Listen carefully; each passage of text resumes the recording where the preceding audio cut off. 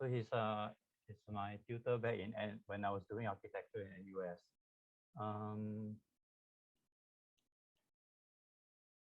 And reason why he's here today because a lot of my works are inspired by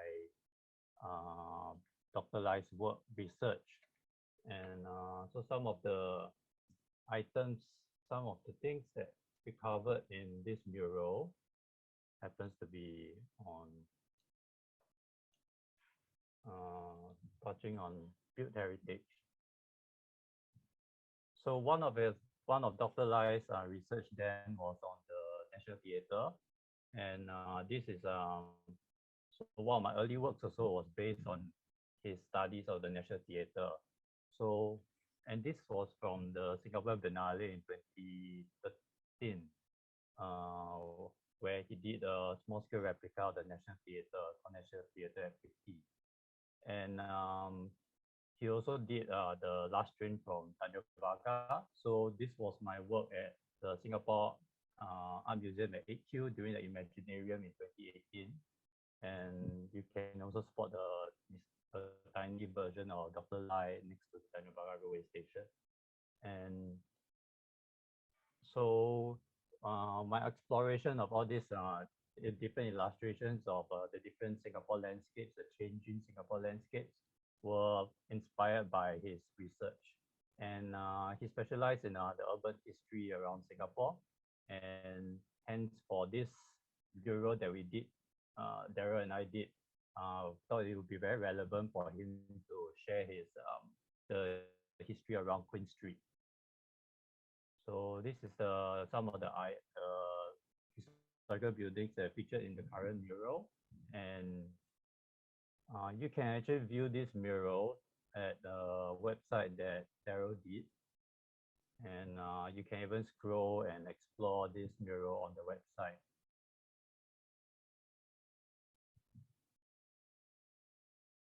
So when you exploring the website, if you are into birds, I think there are more than 50 kinds of birds to spot. And of course, there's also some historical buildings inside that are based on resources pulled from the National Archives or photographs by Lee Xin Li, and of course, research by Dr. Lai.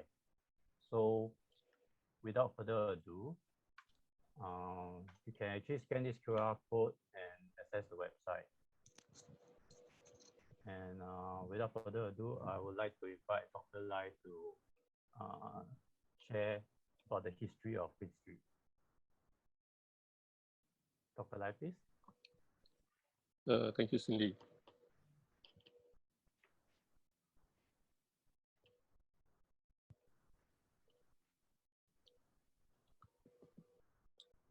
Thank you so much to the Singapore Art Museum and to Xin Li for the invitation to discuss this important historic area around your and Darel's mural work at Queen Street.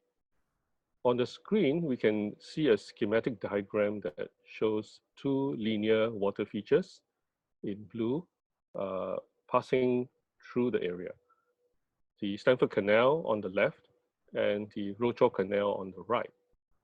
The different areas on this diagram are marked Civic District, European Town, Kampong Glam, and Kampong Kapor, adjacent to a hilly area of Mount Sophia and Mount Emily to the northwest. They serve as a rough guide for us around the area.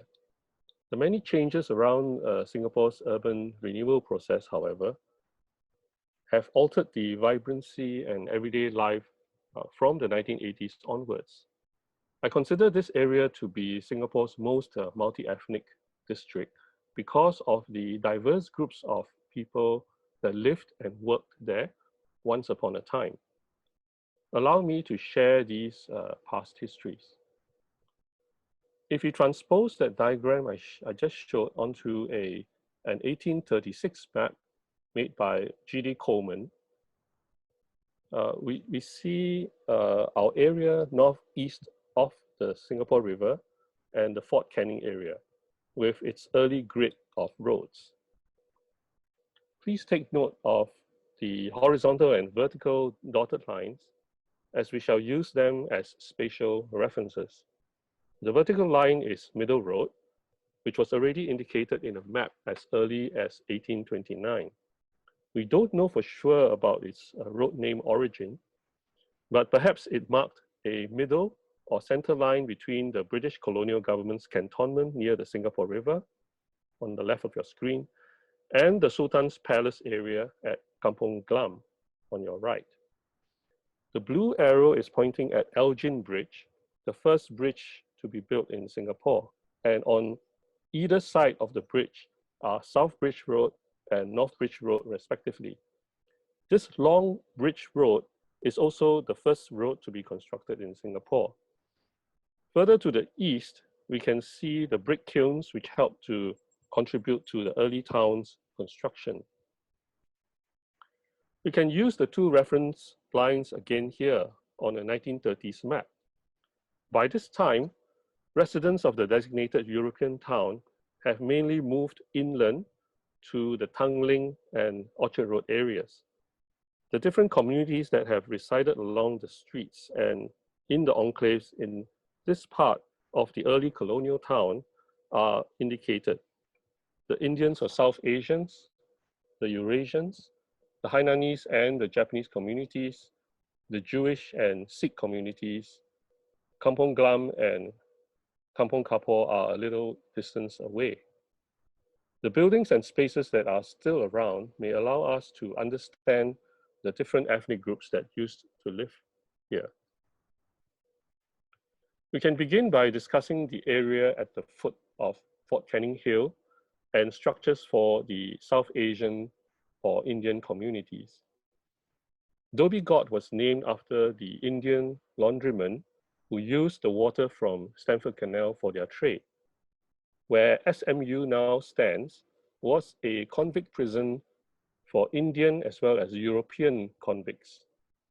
There used to be a Sri Sivan Hindu temple near the present 𝗘𝗫𝗛𝗓 MRT station.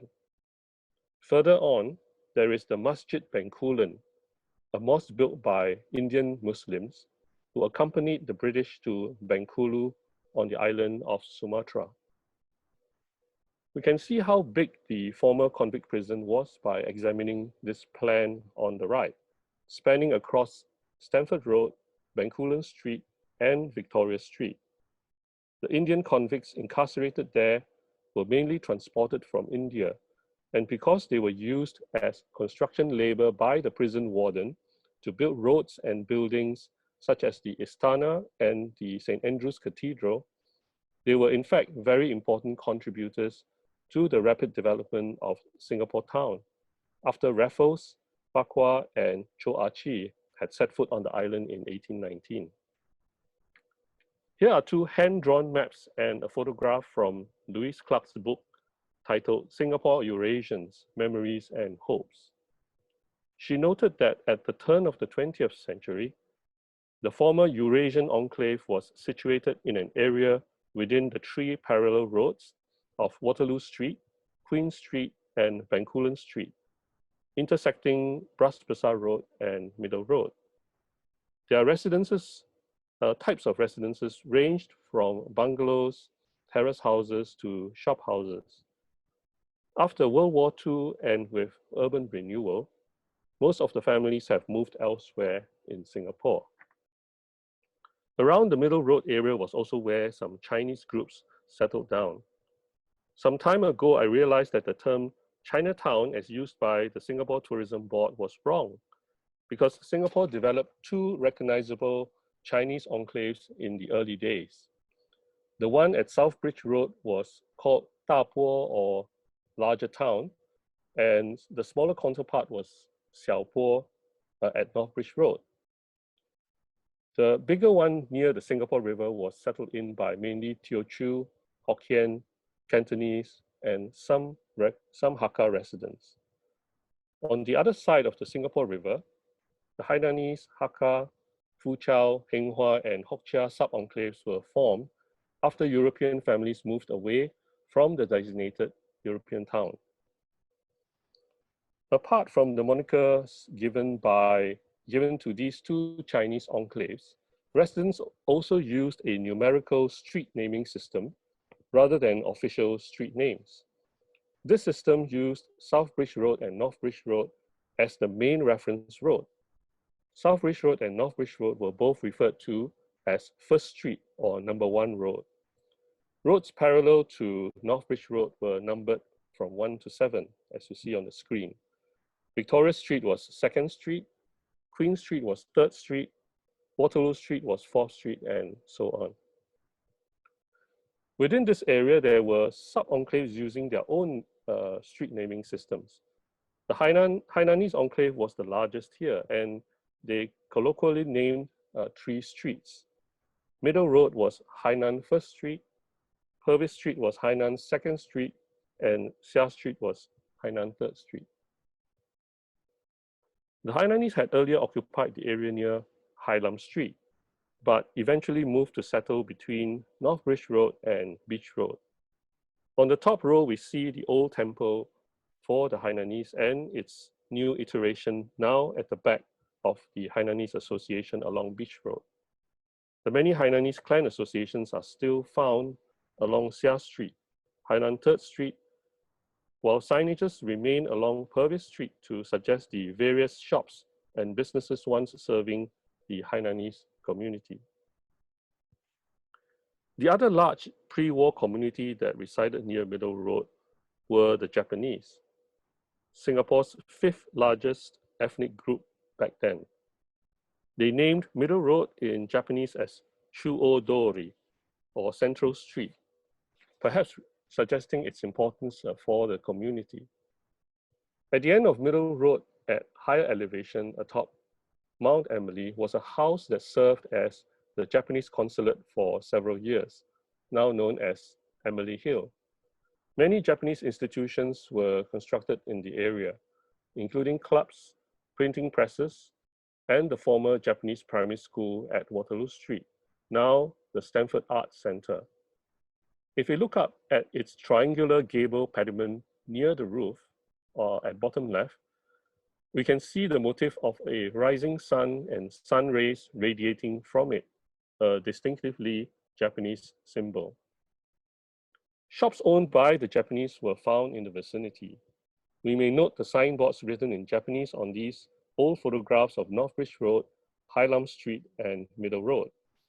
At bottom left, we see the well-known textile shop called 𝗘𝗫𝗛𝗓𝗧 along Middle Road. Its shop interiors at bottom right was designed as a hybrid space to serve different types of patrons. Raised tatami mats on one edge for Japanese customers, but also a marble table and chairs for other local patrons. The textile merchandise is stored in cupboards lining the perimeter walls. I've only discussed some of the groups that used to live there so far. The religious buildings serving the many other communities may be seen on this slide. The Magain Aboth Synagogue, the former Central Sikh Temple and the Sikh Guru Singh Sabha, the Bethesda Chapel and the former Tamil Methodist Chapel. There are also the Cathedral of the Good Shepherd, Church of Saints Peter and Paul, St. Joseph's Church, and the former CHIJ Chapel. They point to the different groups that once lived there, and also to the fact that it was a well-populated residential area back then. One good example to show the relationships and close proximity of communities may be seen on this slide.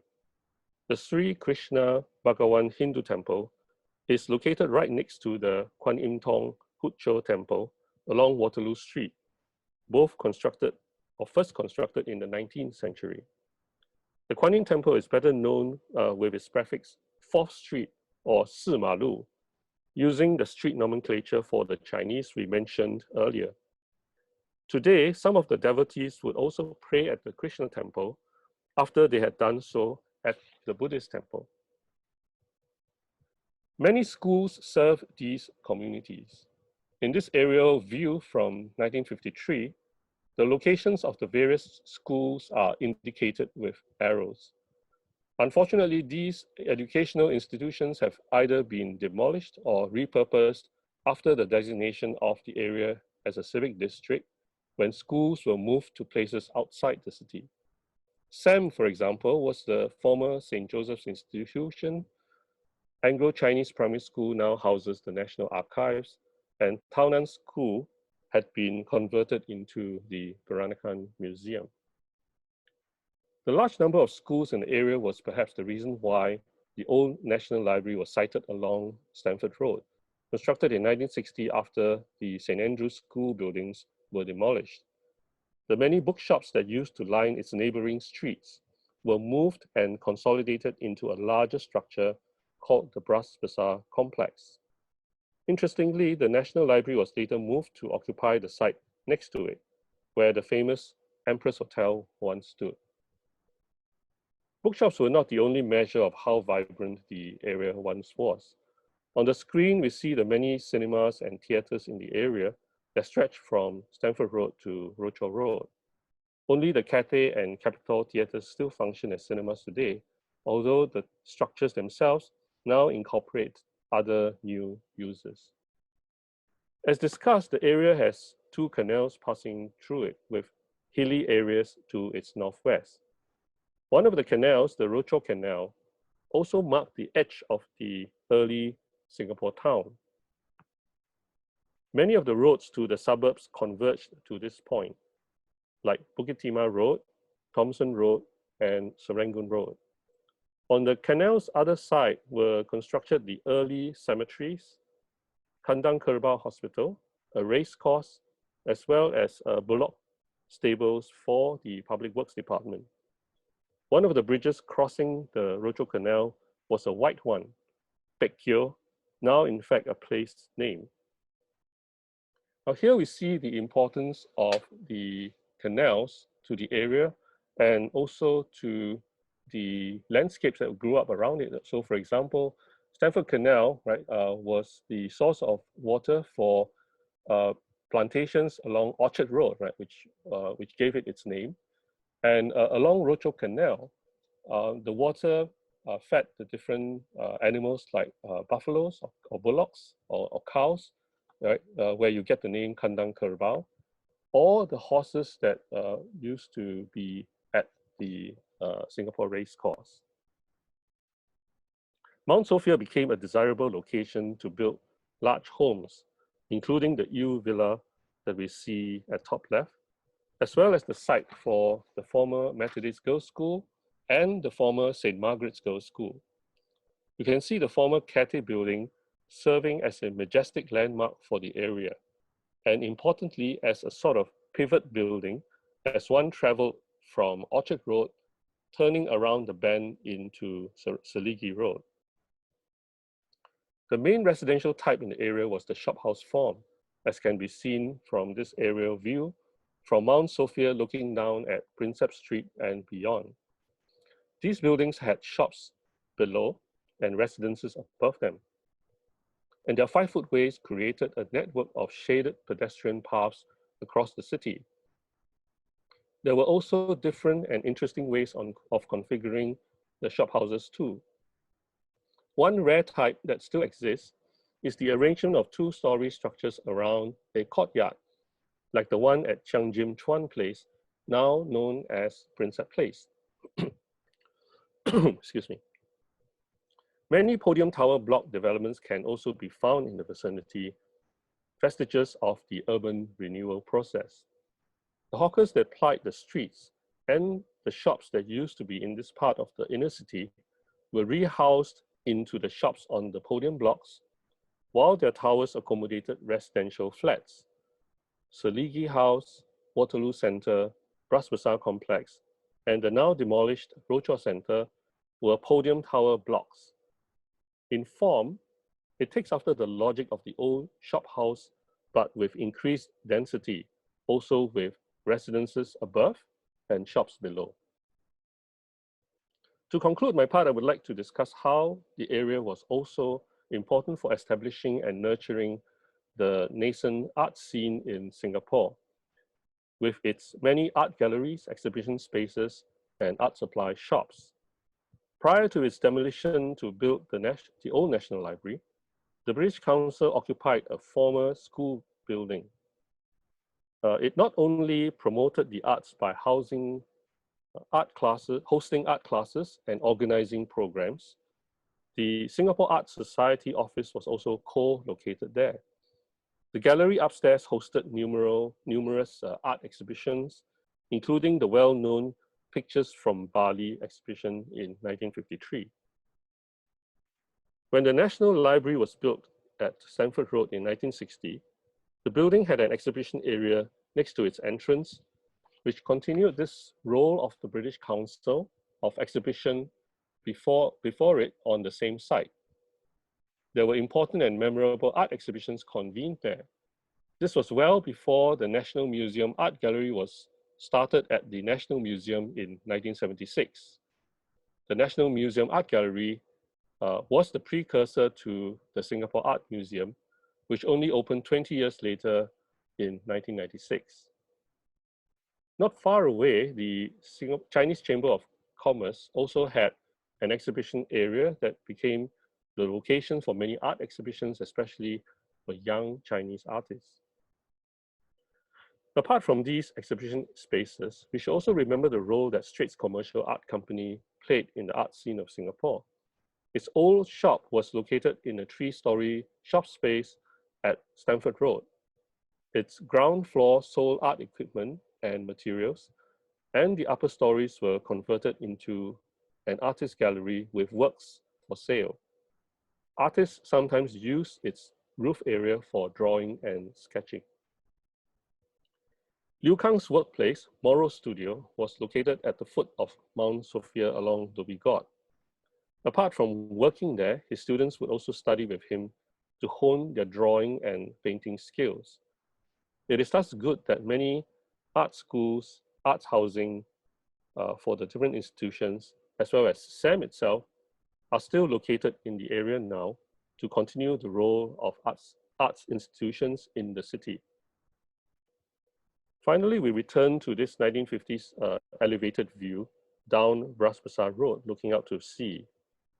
The main focus of this talk had been to suggest how this area near Queen Street accommodated a tapestry of different ethnic and religious groups. Religious buildings, bookshops, schools, restaurants, cinemas, shopping arcades, and arts institutions were built for the communities, making it a once vibrant part of the city fabric. Thank you very much. Thank you very much, Dr. Lai. He has covered quite a lot from culture to all the way to the art, and that's quite a lot to take in. And now is the Q&A session. We are accepting questions from everyone who have any questions regarding to the history around Queen Street or what Dr. Lai has presented. And we'll close the questions about 5 minutes before the session. So please do not post any questions up towards the end. Otherwise, Dr. Lai will not be able to answer them, and myself, I won't be able to answer them as well. So far, I don't see any questions, but I have some questions for Dr. Lai.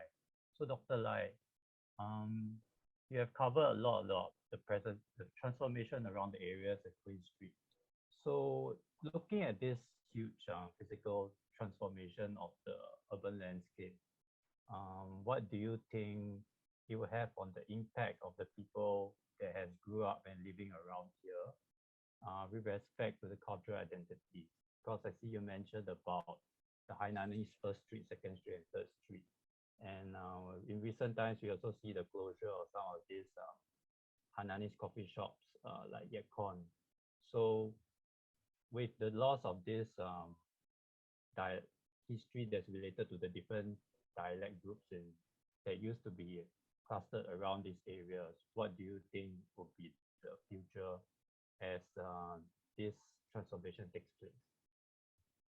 Well, I think it's hard to tell because I think, for downtown Singapore, it's changing at such a fast pace.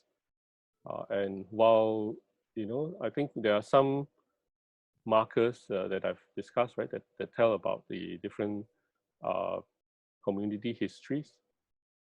These are the only sort of, apart from, sort of straightforward narrating the histories like what we're doing today, I think it would be very difficult if there are no sort of indicators. So fortunately, there are still some buildings that tell us about this community history around there. So I mean, you mentioned Hainanese coffee shops and all that, and I think there are still shops there, right? And even if all of them are gone, hopefully not, the buildings themselves, right? They tell us something as well, because on some of the shop houses, there are some signages that suggest what kind of businesses they were, right? Ship chanting, hotels, and so on. So hopefully they will still be around to tell us about this history. Thank you, Dr. Lai. I can see some questions are coming in. So there's one for Jean. She asked about, I think maybe the Singapore Museum might be able to answer it also. Were there any prominent outdoor sculptures around this area? I think over the history of Queen Street that you're aware of, or I think Singapore Museum would like to answer that. Well, because the time period is not art studios around here. So, yeah, the time period is not specific, right? The time period is not specific, but I suppose if you look at buildings themselves, there would be sculptures and things like that. So for example, even for Sam, right, there was the Saint Christopher sculpture, right, on top, right near the cupola, and then of course, there are pilasters. So the buildings themselves will incorporate some of these sort of features that you can also sort of appreciate. But in terms of sculpture, I mean, it was only sort of from the 70s onwards that the idea of sculptures became more used in the city. So the closest one to that, right, could have been there was one at the I'm sorry, I can't remember the name. There was one just next to the Liu Kang studio, right, in a plane called 𝗘𝗕𝗢𝗧, right? There was this triangular piece of the sculpture. I think it was sculpture of Tan or something. But it's you can ask me about sculptures at a time, maybe at a later time. So yeah, so I think further down there are sort of all sorts of things. But I think my talk today is really sort of more about the buildings. Right? All right, the built heritage around here. Yeah. Then I think there's also, but I think this one probably will be hard. Someone just asked, wasn't the old Sweetie Hainanese chicken rice on Purvis Street or Seow Street, which is one of the Hainanese streets, right? Yeah, it was on number 62 Middle Road. Wow. Yeah, that's very specific because there was a saying back in Malaysia at the time, because if Malaysians come to Singapore, people will tell them, right, if you go to Singapore, you must do two things. One is to go and see the Cathay building, which was the sort of tallest building around at the time. And then two, you must go and eat at Sweetie chicken rice. So those are the sort of like, from the Malaysians' point of view, that's one of the advice that people are given. And of course, that's related to the culinary culture of the Hainanese. And also further up, there are some Fu Chao coffee shops as well. So Hainanese and Fu Chao coffee shops. And Swee was also, of course, someone that made it very, very popular, so much so that everybody remembers Swee chicken rice. And Chin Chin is also Hainanese, right? Yes, Chin Chin is Hainanese. Yeah, there's a lot of Hainanese chicken rice and of course kaya toast. Yeah, of course. There's also someone wanted to ask, besides, are there any communities such as the Eurasians that move out of the areas and the Chinese move in. So thing is, I want to ask about whether there's a shift in the demographics around the area. The shift in demographics for the Eurasians, one of the large factors was around World War II, because the Japanese encouraged some kind of self-sufficiency program, and they encouraged the Eurasians to move out to this place in Malaysia called Bahau. And then, of course, along the way, there were also Eurasians who moved into sort of other areas in Singapore, like the 𝗘𝗫𝗛𝗢𝗧𝗜𝗢𝗡 areas. So it's the only significant time for larger movements was during the Japanese period. But other than that, right, as Lewis Clark writes in the book, the Eurasians were still, very much living in the area, and it's a kind of a semi-harmonious situation where that's why it's actually useful to suggest that Mm. all of these sort of different ethnic groups, right, were sort of living right adjacent to each other, which also made it a really multi-ethnic, multicultural residential area. I see. The point of the talk today is also to sort of suggest, right, that this idea of that area was a very important residential area in Singapore. Then there's also a question from the 𝗘𝗫𝗛𝗢𝗧𝗜𝗢𝗡. He wanted to ask about the picture looking down from Mount Sophia towards the junction of 𝗘𝗫𝗛𝗏 and Orchard Road, 1950s. He is guessing.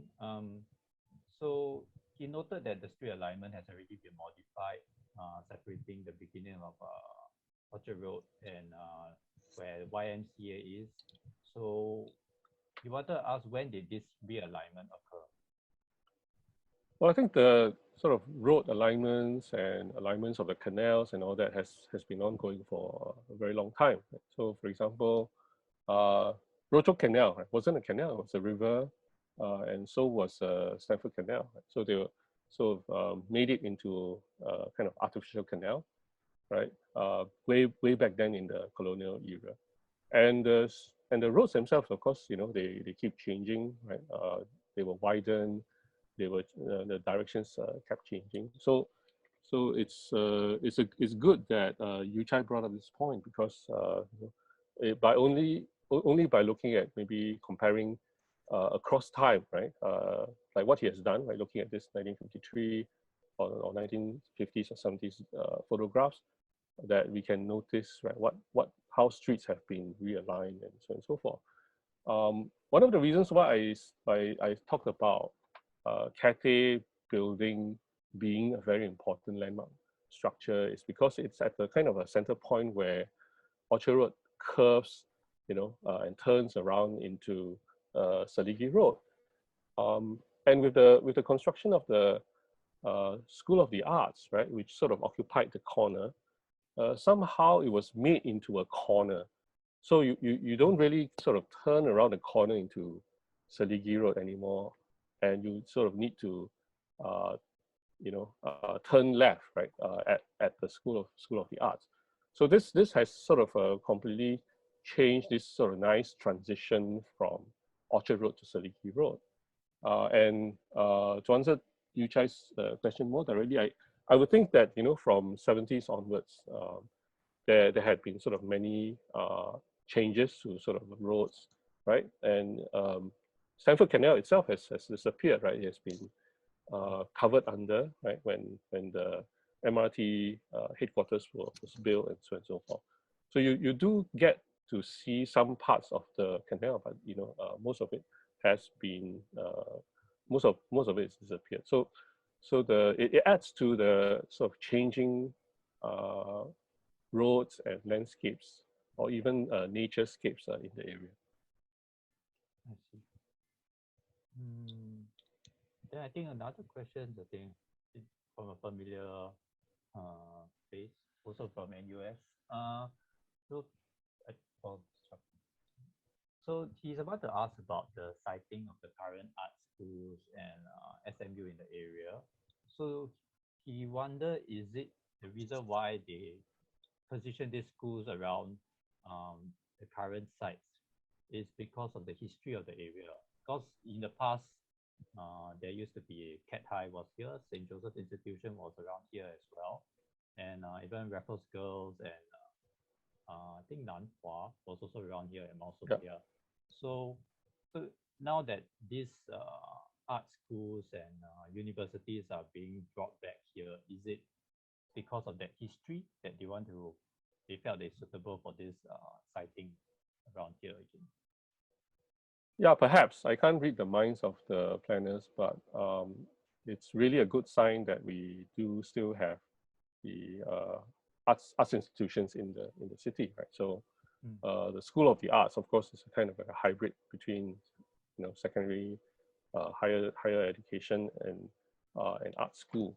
So that actually does sit well with the other sort of arts institutions, right? There's a theater school there, right? There's a dance federation, right? And even Chinese calligraphy, things like that. So there's a potential synergy, right?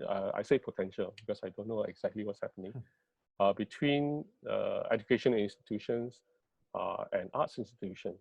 So it's good that SMU is there, right? I think they have an arts management program.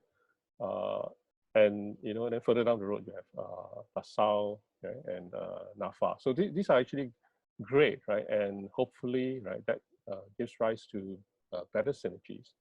The unfortunate thing, I mean, okay, that's the unfortunate. There's no unfortunate thing. It's just that I think to answer that question directly, it's probably because of that area used to be such a vibrant area as well. Yeah, I think this answer probably also answered Mr. John Teo's question, and I think, and it applies, I think, for even buildings for the next question applies for buildings even beyond Queen Street.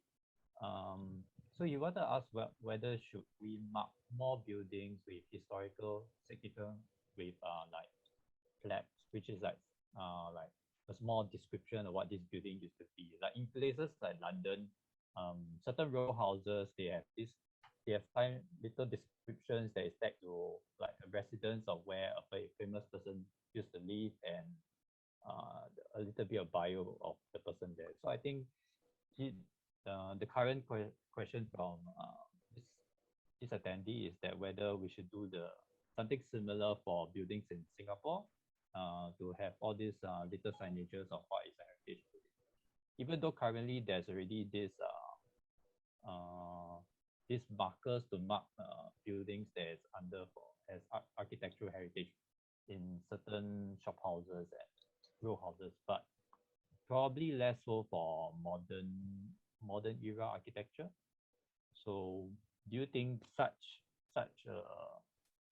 implementation will benefit and help educate people about the built heritage in Singapore, and probably the stories that used to be around these areas, hence which is ties to the lost context of certain of these buildings. Well, I think certainly it's good to help to remember some of the important buildings that are there. And the scheme that you talked about is the I think it's called a blue plug scheme, right? Where you have notable people where they sort of operated and things like that. I think that would be useful. But these plugs or these things, well, first of all, I'm a bit cynical. I'm not sure how many people actually walk around the city to look at it. But of course, it's good to have. Sometimes we also spotted certain of these signboards where the conditions are actually the words that really fade off. It's not legible. But in my experience, I say I travel in Kyoto. In Japan, it is actually pretty extensive that you can find signboards, even markers where building used to be. But if there's I think it's also more of a cultural issue thing. If the people are interested, then it will be more meaningful. Yeah, sure. I think that would be interesting. I mean, one of the things that, along Stamford Road, right, it used to be a kind of a Siemens mission kind of house. So even writers like Joseph Conrad had stayed there before, so maybe a plug for him. And of course, many famous people in this Queen Street Middle Road area itself, right? Especially those that we have discussed, right? Those communities that we've discussed. So it's useful, but I think it's also important to write these kinds of histories, like what I'm trying to do, and to have these kind of public programs like today. Right? I think through the talk and by helping to juxtapose the sort of different time periods, and also to sort of actively talk about the past, we can try to sort of suggest, what that area is. And in this case, it's been a long journey because I have to sort of roughly look at the different ethnic groups, right? So that we can sort of piece together this very exciting kind of a jigsaw together. So certainly, I think apart from plugs, I think maybe the different institutions, the schools, and all that can keep alive this discussion of the area. And also, I think finally to answer Jean's question, 𝗘𝗫𝗢𝗧, right, had this sculpture called Endless Flow in that triangular site, right? So that was sort of like the most conscious sculpture that was around the area at the time. But of course, with the setting up of SAM and all that, many more sort of pieces came about.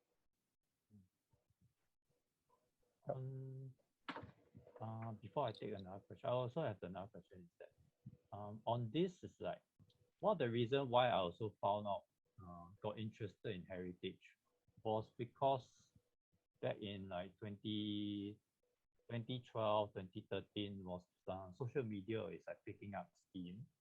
And there was this period where there's also this awareness of heritage being slowly losing this heritage, such as Bukit Brown and changes towards on the rail corridor, and it's also the reason why I also follow your work. And do you see technology today, such as augmented reality and even this location markers activation, would it change the game for people who wants to make heritage more accessible to people who are interested in it, or even to the layman? I think it will create interest, but it will never be able to sort of replicate, right? Replicate the actual thing. So it's because there's other sensory aspects, right? Like the haptic, what you feel on your skin, right? What you smell, right? What you eat, right? So, for example, right, we mentioned streaky chicken rice before, and you will never get the texture of the chicken skin back because, from what I understand, streaky chicken rice, right?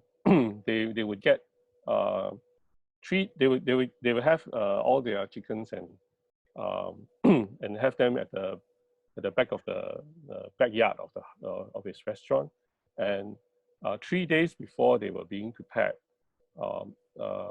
the chickens will be fed with a little bit of sulfur, right? So which then tenderizes the meat and creates this yellow sheen on the chicken skin. So in those days, right, some people actually remove the skin before you sort of eat the chicken rice. Some people just eat it.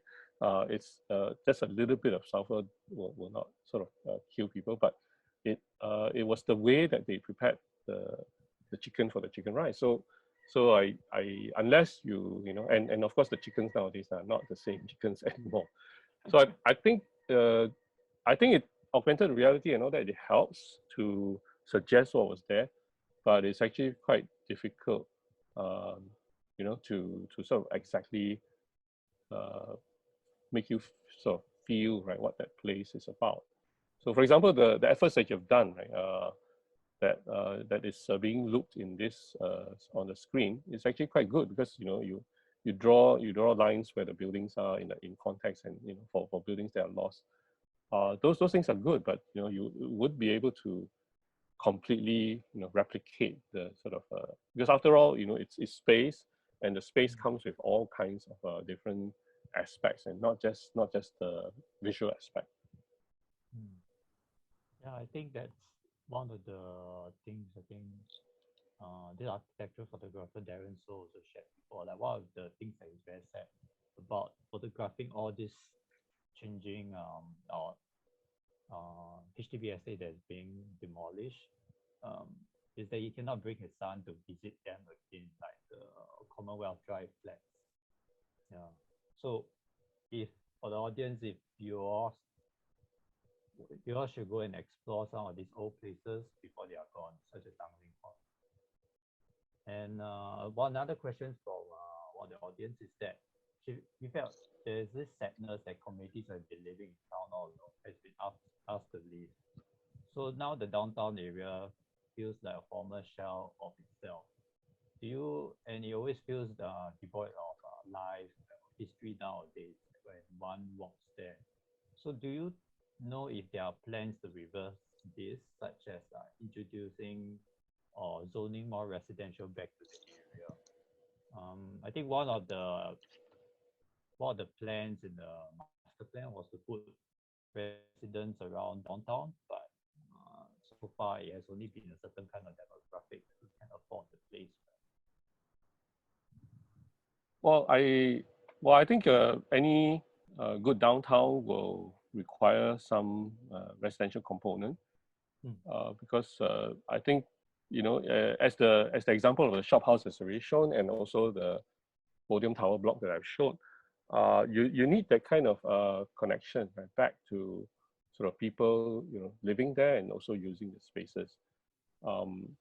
And of course, I don't know any sort of plans, but of course a lot of the buildings that are replacing the old ones there are now sort of high rise and all that. So hopefully there will be a larger residential population that's there, and with that, then maybe the communities can sort of come back, right, and to live in the area. I see another question from Michael, but he was referring to more on the wildlife, like wildfowls on the old NLB side. So I felt that this question probably would be better directed to Li in the next session with Darel Seow and Robert Zhao. So, but I can answer a bit, right? Michael's a good friend, so and yeah, and I think what we are also seeing, right, what we've not mentioned today, is that the plants themselves, right, the sort of foliage and all that have also changed, right? Because he mentions that there are sort of like chickens, is it? Yeah, well, the chickens. fowls. Yeah, and it's not unusual, because you have clusters of trees, right? Right now, what we do with street planting is we plonk trees, right, parallel to the roads, right, spaced at a particular distance. But even trees themselves, they were sort of complemented the site, and some of them have been there, right, even before the roads were put in. So, like for example, there's this huge clump of trees quite close to the National Library, right, opposite the entrance of the old National Library, around the Stamford Canal, right? So that would have been a big feature, right? When you pass through it, and of course a lot of a lot of birds and other sort of life forms can sort of make use of these kinds of trees. So it's like a big enough clump of trees to sort of be in, right? And then of course it's connected to Fort Canning and all that. So it's not just roads that have changed, right? It's also the kind of trees, right? There used to be sort of like coconut. You'll be surprised, right? You'll see coconut trees in the city and all that. But of course we don't see coconut. I mean, coconut trees are not chosen to be planted, right? Over there. And I think the, Mr. 𝗘𝗫𝗛𝗧, right, the famous playwright and co-founder of the substation, even has even spotted a tree near where Objectives is now, where a coconut tree is growing from a banyan tree. So, it seems like a kind of, maybe not parasitic, but sort of like a coexisting together, right? And he has used that tree, the two trees growing together as a kind of symbolism about living in the same place. So a lot of things have changed, right? So the trees and all that's perhaps support the birds and all that have also changed over the years as well. Yeah, I think was in the past were otters very common? no, otters. Yeah. For this you have to ask my good friend 𝗘𝗫𝗛𝗧𝗜𝗓. But otters were mainly in the Woodlands area. In fact, there was a point where the otters were only found on the left hand side of the railway track, right, near the Woodlands area.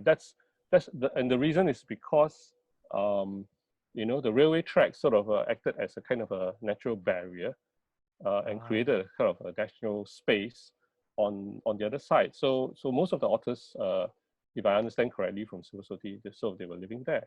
Once the railway track, right, you notice there's a close relationship. Once the railway track was removed, right, and there's no more threat of the trains and all that, the otters started to move around, the other parts of the city as well.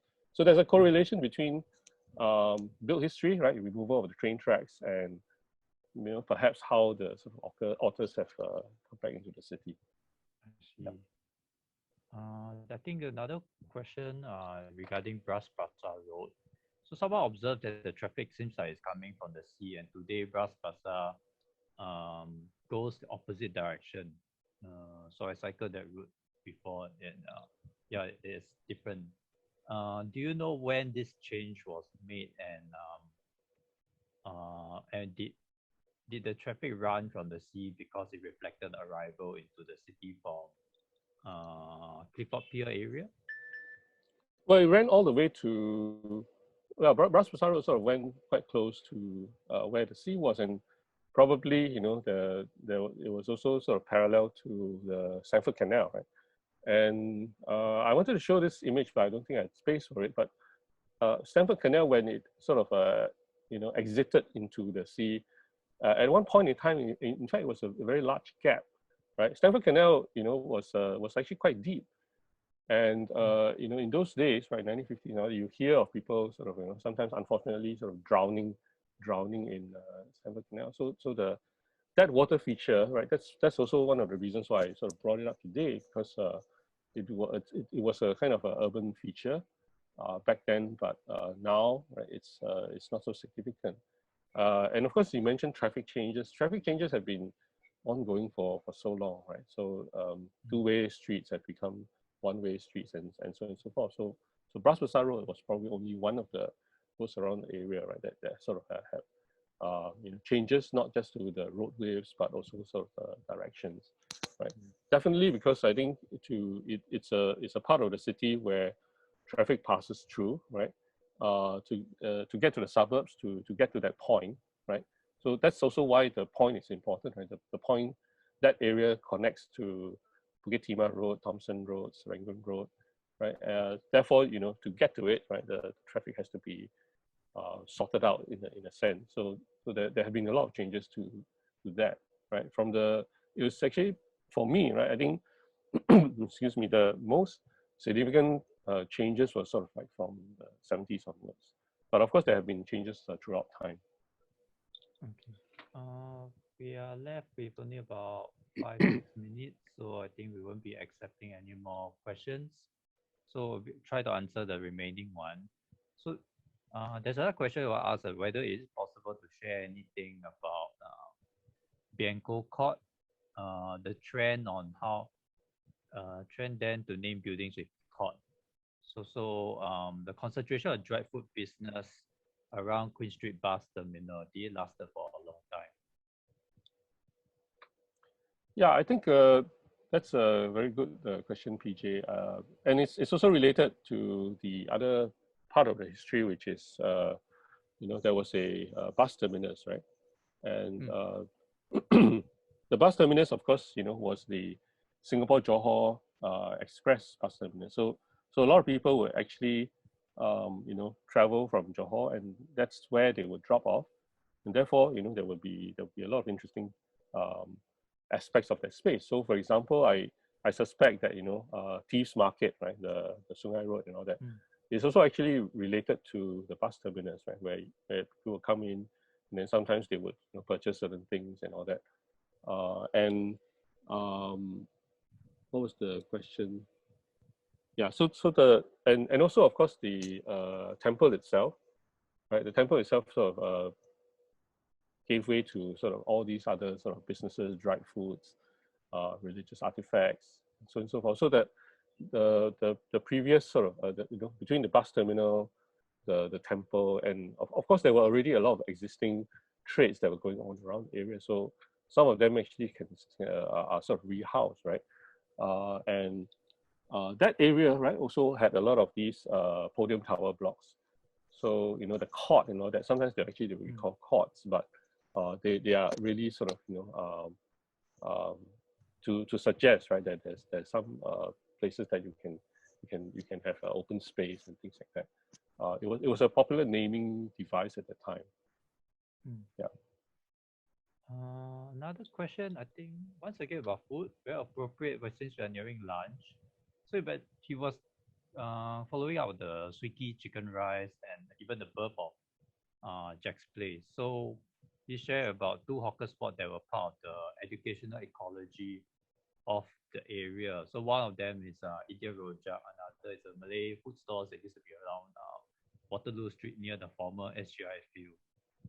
So do you have any further comments about some of these food places?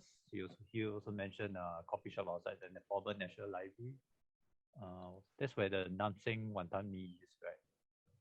Yes, yeah, definitely. I think we should think about that area as a not just part of the town that we now acknowledge it to be, but also a residential area. So as with residential areas like town centers or even HDB precincts and all that, you would expect those activities that support the community to be there. So you would have food places, you would have bookshops, you would have restaurants, right? And so we should actually sort of reimagine that, as long as you can think of it as a residential area, then the different aspects of the residential area will be obvious to you. And definitely, I mean, for the Indian Rojak Malay food stalls, I think those were a kind of staple, right, for people who had been going to the schools there. They would go there for lunch and things like that. So and of course, some of the stalls have sort of moved to close by areas as well. So say for example the Indian Rojak, right, is now at the block 261 coffee shop of Waterloo Street. That's one. Okay, so one of the brothers have a stall there now, and the other brother has a stall at Blanco Court. So they've actually not moved that far away, right? They've taken the family business, but they've now set up two Indian Rojak shops in the area. And then of course you can still find chicken rice and so on and so forth. You can find camera shops. You can find shopping and all that. So it's in some ways, right? Hopefully it continues with this idea that there was a residential area. Okay, and what was outside the National Library was really the National Library's canteen. Right? We see on the original plans of National Library that it was earmarked a space called the canteen. Right? So where the wanton mee and the ice kacang and all that was earmarked as the canteen. So you would expect right, that will be part of the former landscape as well. Yeah. I think probably the one last question is because we mentioned also like certain of the religious structures here, they serve different communities. So Masjid Bencoolen serves, is it Indian Muslims? Yes, So that's why I think I because started off there's with. questions about, so for how about for schools? Are there schools for ethnic minorities, like for Tamils or Portuguese? Yeah. For the Tamil community, right? They were catered for. I mean, there was a Methodist Tamil Methodist school, right? Which is now we used to use that building at Objectives. The Objectives, that's the building that's now being used. That was the chapel. And then for the other Europe sort of Eurasian groups or even sort of European groups, most of them would go to the mission schools around there. So there's St. Anthony's, right? There was ACS and all that. So they would go for this. They would not be sort of specific schools, but perhaps each of the groups might have their own sort of language classes and so on and so forth. But most of the schools actually they would go to the sort of missions, either the mission schools or the sort of secular schools, right? That didn't differentiate in terms of sort of a religion. I see. Okay. It's like 12:03 now, so we have to wrap this up. You can still, the mural is still up till June, and you can visit you can also access it online via the website by scanning this QR code or key in this website. There are still 2 more sessions. So the next one will be with Robert Zhao, 𝗘𝗫𝗛𝗓𝗓, and Darel. And then followed by 29 May, there will be one more with Dr. 𝗘𝗫𝗛𝗓𝗧 on architectural conservation.